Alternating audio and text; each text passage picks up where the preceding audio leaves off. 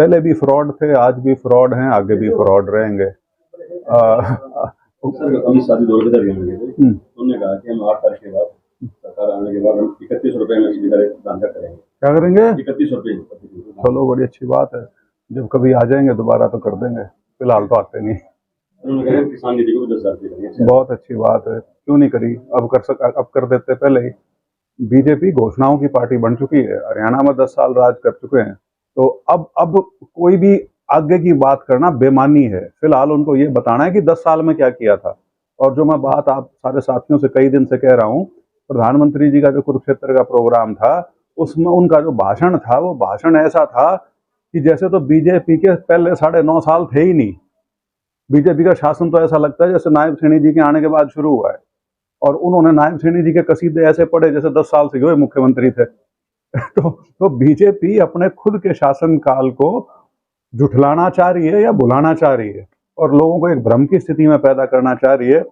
कांग्रेस से सवाल पूछते हैं कि आपने पहले क्या किया। अरे वो सवाल तो होलिए, पूरे लोगों ने अपना मत कर दिया था, आपको 2 बार सरकार बना के दे दी, अपनी बात करो, आपने 10 साल में क्या किया। अब घोषणा पत्र में ऐसी ऐसी चीजें लिख रहे हैं, आप 10 साल से राज में थे, कर देते, उनको लागू क्यों नहीं की। तो ये इन बातों का कोई मतलब नहीं है इस समय।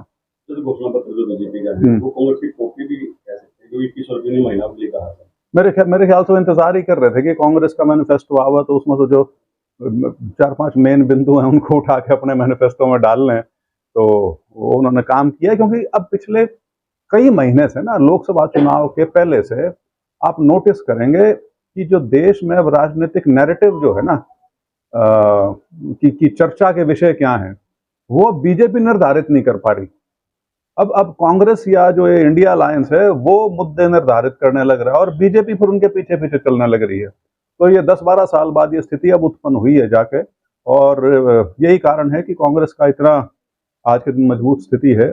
देश में तो है ही, लेकिन प्रदेश में तो बिल्कुल ही हवा है आज के दिन। तो चर्चा है कि रैली 2019 में की थी, उससे कम रैली आपके हरियाणा में वो करेंगे। रैली तो अब देखो ना, कुरुक्षेत्र की जो रैली हुई है, मतलब प्रधानमंत्री जी का इतना बड़ा रुतबा है, इतना लोगों में इनकी पकड़ होती थी, और कुरुक्षेत्र रैली जिस तरह से हुई है, जिस तरह से संख्या लोगों की वहां थी, मेरे ख्याल से मोदी जी की इतनी कमजोर रैली देश में कहीं नहीं हुई होगी जो कुरुक्षेत्र में हुई थी। तो उनको पता है स्थिति क्या है जमीन पर। हरियाणा में बीजेपी की हालत बहुत खस्ता है, तो ठीक है, प्रयास कर रहे हैं अपने, ज्यादा कम जैसे भी हैं वो तो उनकी मर्जी है। कुमारी शैलजा को मनोहर जी को दे चुके हैं कि आप कुमारी शैलजा जी, वो कौन सी लेडी है जो आज तक चैनल या कौन सा चैनल है उनके कार्यक्रम पे बोल चुकी हैं, मैं जन्मजात कांग्रेसी हूँ, मेरे पिताजी भी तिरंगे में लिपट के गए थे कांग्रेस के झंडे में, मैं भी उसी में लिपट के जाऊंगी। इससे ज्यादा और क्या स्पष्टीकरण किसी नेता से आपको चाहिए। हाँ, बीजेपी हमेशा भ्रम की स्थिति पैदा करने की कोशिश कर रही है, क्योंकि बीजेपी के पास, जो मैंने कहा, अपना एजेंडा ही नहीं है ले जाने के लिए। तो वो कांग्रेस के घर के अंदर मुंह डाल के देखने लग रहे हैं कि यहाँ से कुछ मिल जाए, क्योंकि हमारे पास तो देने को कुछ है नहीं अब। तो उस तरह की कोशिश है ये सारी। सुरेंद्र पवार को गिरफ्तार किया था विधायक कांग्रेस के, लेकिन हाईकोर्ट ने कहा कि उनकी गिरफ्तारी अवैध थी, ईडी की जो सरकार लगाई है। तो किस तरह से देखते हैं कि हाईकोर्ट में नहीं, ये जो ईडी जो है, ये बड़ी दिलचस्प एक संस्था बन गई है। ये दरवाजे खटखटाती तब जब इलेक्शन आने शुरू हो जाए। और अब जैसे आपने देख लिया कि जितने भी नेताओं को इन्होंने मुकदमों में डाल के, असल में धाराएं वो लगती थी जिनमें बेल होना बहुत मुश्किल होता था, छोटी कोर्ट तो बेल दे ही नहीं सकती।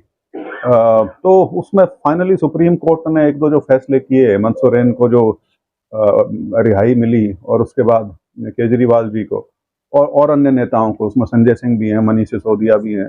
तो ये धीरे धीरे सारी परतें खुलने लग रही हैं। मतलब आप लोगों को सिर्फ राजनीति से प्रेरित होके और एजेंसी का इस्तेमाल करके और उनको आप जेल में बंद करो हो इलेक्शन से पहले, तो बहुत ऐसा प्रेसिडेंट सेट कर दिया जो आगे जाके बहुत तंग करेगा सबको।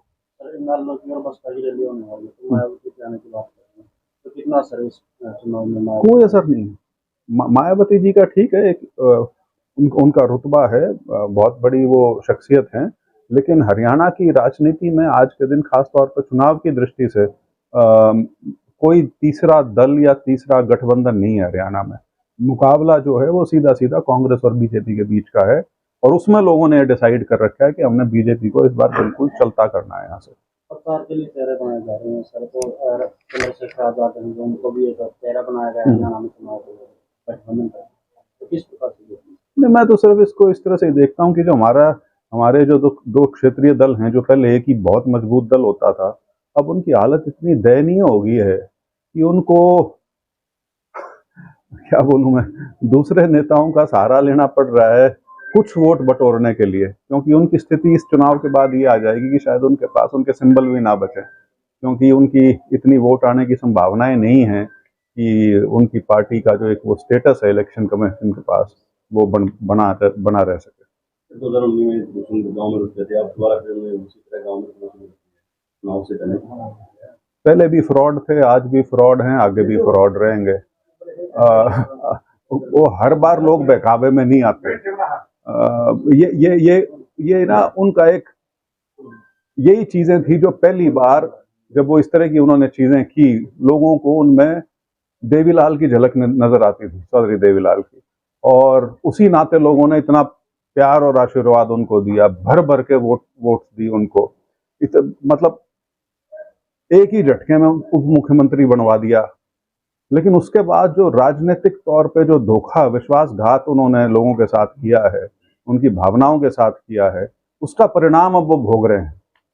तो ये नौटंकीबाजी जो है, ये अब कुचाना ही नहीं, पूरे प्रदेश के लोगों को समझ में आ चुकी है, और इसीलिए उनकी स्थिति ऐसी है कि पूरे प्रदेश में लोकसभा के चुनाव में 0.87% वोट आया है।